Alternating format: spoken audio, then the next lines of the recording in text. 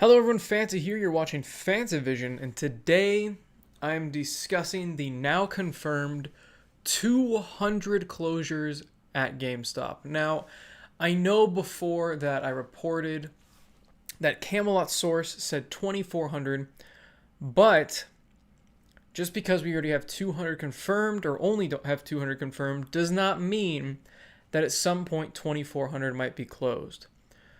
Maybe that 2,400 got from the figure of 2,000 POSs being, sent to stores. Maybe that order made them think, oh, well, there's a mass closure coming. So that was correct.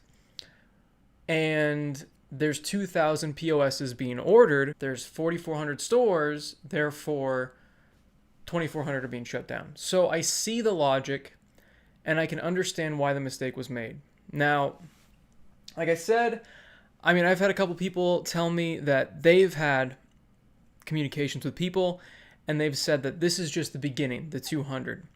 And supposedly, they're calling it something weird. They're calling it the Reboot. So this is definitely going to be something that's drastic, not just 200 stores. 200 stores is big, but it's not 2,400 big. And it doesn't sound like a Reboot big. And Reboot definitely has to do with revitalizing the GameStop brand overall, which is why they're ordering so many new registers, why they're trying to do board game stores, going to try to do retro stores, because what they've been doing has not been working.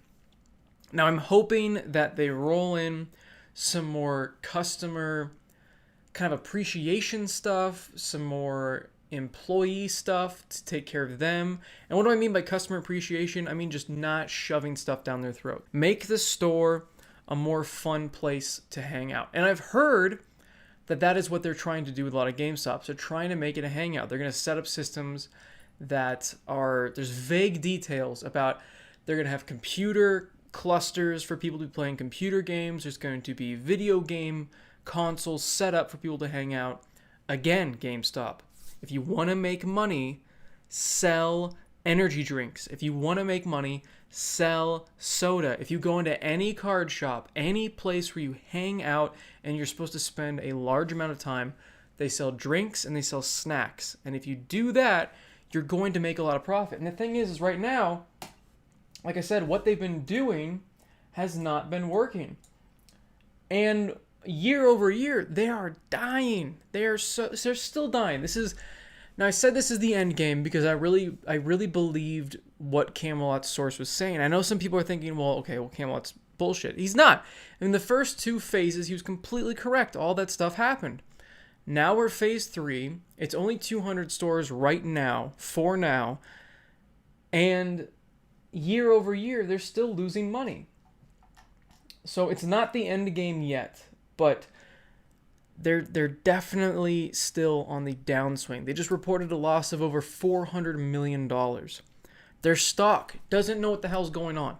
The entire market is completely confused about GameStop. They don't know if they should be buying or selling, and I've been tracking it on my little phone app where you can actually do fake stocks, but it's got the real values, and I bought a bunch of GameStop just because I wanted to track it and see how much it'd go up and down. So far, I kind of wish I invested, because I would have made like $700, but it has been going crazy. It was at $377. That's when I bought in this app, and it jumped up, and it was in the $5 range, but now it's predicted to go back down, and my stock app says it's at like 3 something. So if we're looking at the stocks, like I said, they're very confused because they've been hearing these different news about closed stores and revitalization. So it sounds like, they're consolidating the stores they don't need. They're going to put that money in the stores, and we're going to start seeing a net positive. But with that report of over a $400 million loss, that's sending the stocks back down. So it's just all over the map. Okay, back to the year over year. In quarter 2 of 2018, their revenue was $1.5 billion. Now, I actually didn't think that they made that much money. That's pretty crazy. But this is revenue, this isn't like, income. The income makes a lot more sense.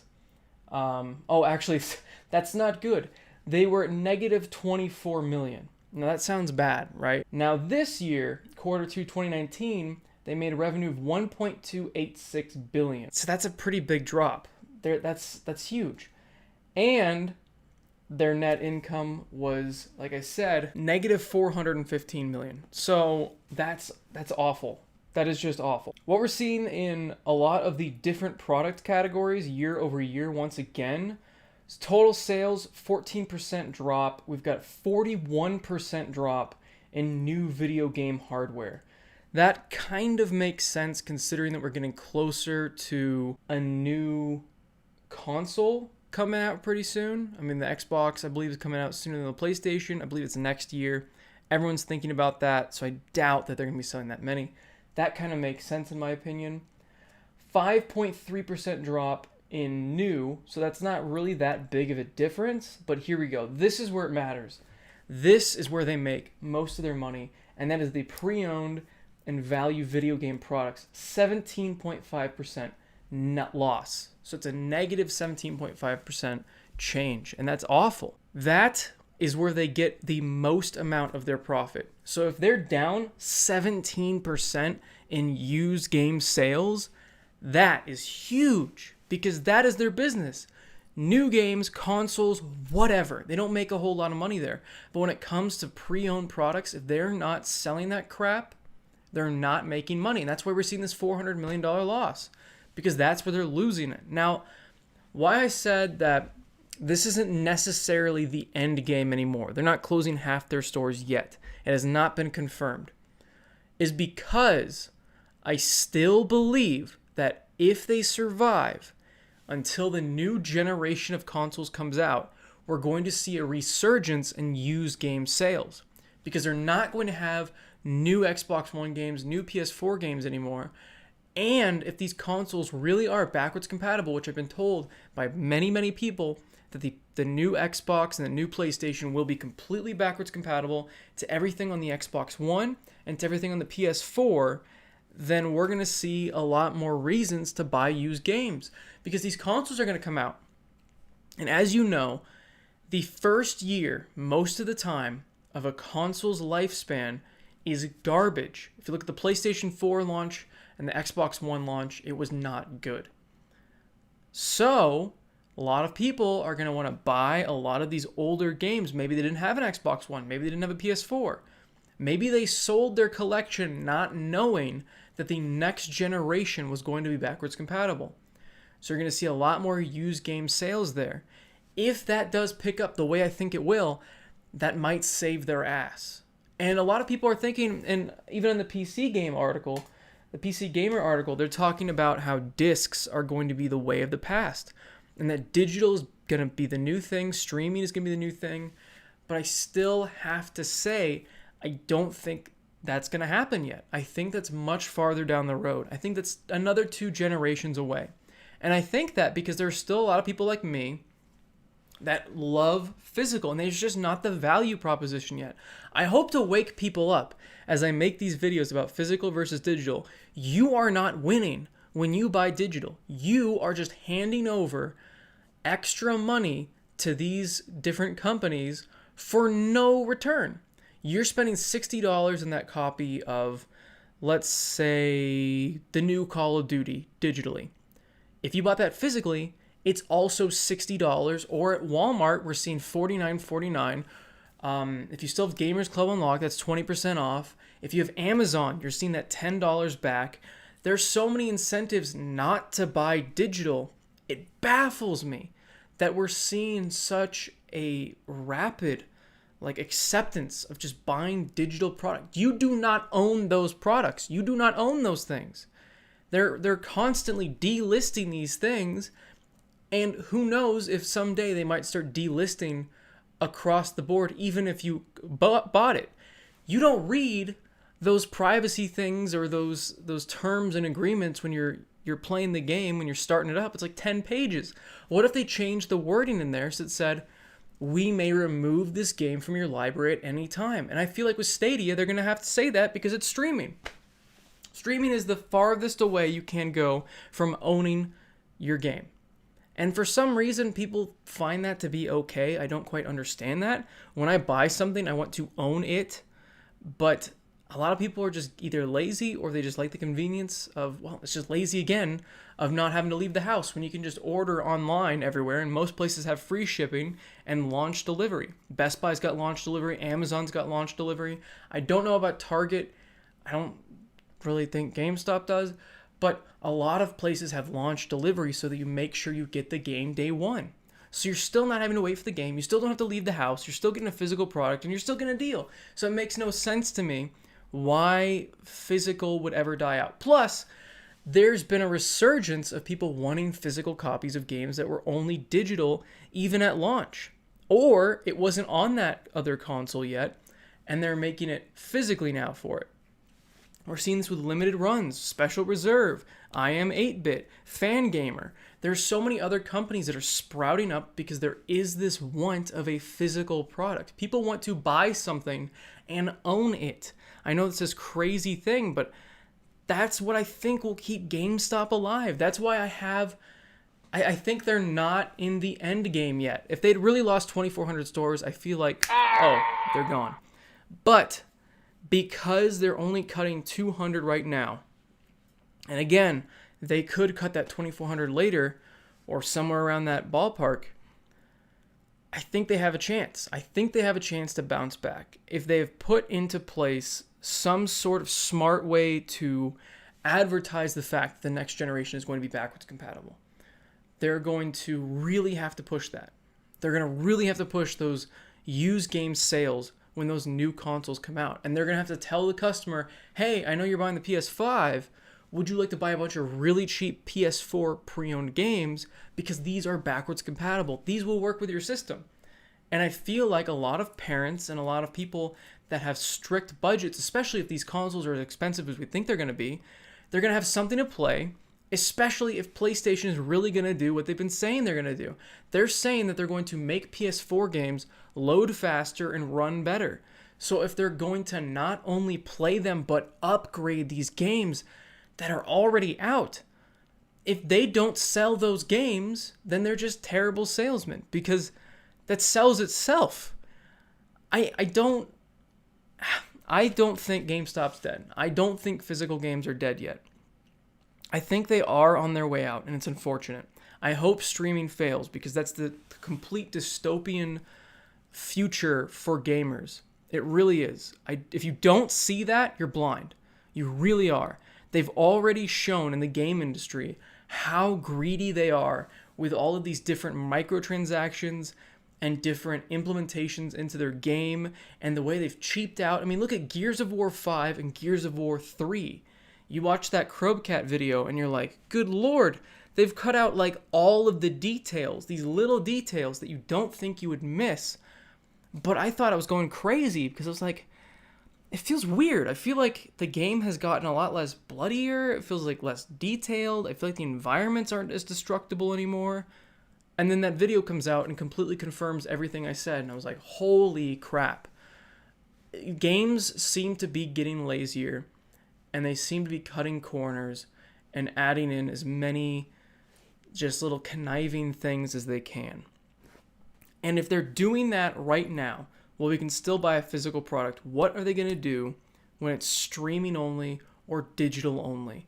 I don't even want to think about it. So as much as I shit on GameStop, I feel like they're one of the few bastions of just physical discs still existing. And I don't know, guys. I think they have a chance to bounce back, and I hope they're more customer focused and they stop all the things that I've said in these series, the Tales from Retail series. I hope that nobody in the future, like if GameStop does do this reboot and they do succeed at coming back, I hope nobody else is able to say the same things I did about when I was working there. Of course, there's still going to be the oddities because it's a job with human beings, so there's going to be the variables of the managers and the coworkers and the customers. But if the corporation itself can stop beating down their employees so much with these numbers that are insane, and it's all stick and no carrot, if they can flip that and they make it a more enjoyable place to not only shop but work, then I think That'd be awesome. I think that'd be wonderful. And I'd love to see that happen. I'd love to see that happen more than I'd love to see it die. As much as it would be a really interesting series to keep making about the death of GameStop, I do want them to hold on because they're the last game store besides the privately owned ones that still exist. I know that sounds weird, and people will say in the comments, Fanta, you shouldn't GameStop all the time. Why are you saying that we shouldn't celebrate them dying? Well, first of all, a lot of people are going to lose their jobs. That's been my main point in every video about the closure of GameStop and the slow and painful death they've been having, is that a lot of people there are already going to be a lot of people that are losing their jobs. It's 170 employees so far that have been laid off. And that's not including the 180 to 200 underperforming stores that they're looking to cut. And that's supposedly going to happen by, I believe, the end of the year. So there you go, guys. Lots of stores closing. In fact, there's a website that has an entire list of all the stores that are closing or have closed this year. And they also have last year as well. Closings, March through October March to October in 2018, there were 34 closures. January through February of 2018, there were 49. And so far this year, from January to March, there have been 62 stores closed, according to this website. And they have every single location, they have their store number, what state, all of that sort of stuff on that website. I will put the link down in the description if you want to check it out. But it's really interesting watching this all unfold, and I would like to see them become a better company. That's what I think, at least. People wouldn't lose their jobs, people would be respected more, and it would be a game store to shop at. They just need to give better deals on used games. That's their bread and butter. That's where they make most of their profit. But I feel like they need to make a little bit less profit to make even more profit. If they make the games cheaper and give a real incentive to buy these games besides $5 off, what the hell? You're not going to be driving sales. You're just not. If you make it $10 off, even then, there's still deals to be had at other stores for a brand new game for $10 off. But then you could argue, well, the card takes another 10% off, then you're $5 underneath those specialty stores. So I guess that would capture the people that don't have Amazon Prime for some reason, and people that don't catch like the Target deals or the Walmart deals. So I feel like if they just price them a little bit lower, maybe, I don't know. I'm not a consultant. I'm not going to give GameStop any more ideas. I know I've already given them a lot. But yeah, that's what I think of this whole situation. And I'm sorry that I dragged it on a little bit longer than I was thinking I would. I completely forgot about whiskey. Thanks for watching, everyone. And if you guys liked it, please leave a like down below. Comment down below if you think it's still the end of GameStop, if you think it's inevitable. I'm leaning towards the fact that it will probably go bankrupt and go under. But I do think it has a small chance. I think it's about 50-50 either way. It's about 50-50. I don't think they'll ever become super successful, but I think it's a 50-50 shot whether or not they dig themselves out of the hole that they've really, they did it to themselves, is basically what I'm trying to say here. So as always, everyone, have a fantastic day. See you guys.